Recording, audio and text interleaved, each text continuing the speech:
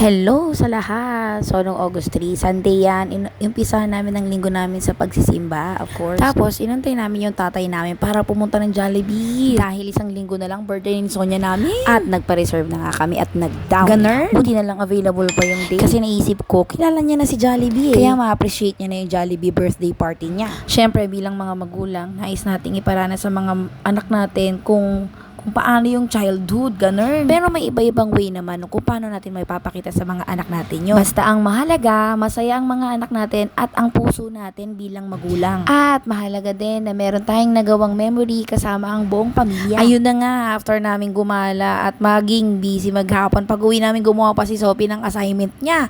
Kasi nutrition man. At yun ay mag-record ng sarili habang kumakain ng ampalaya.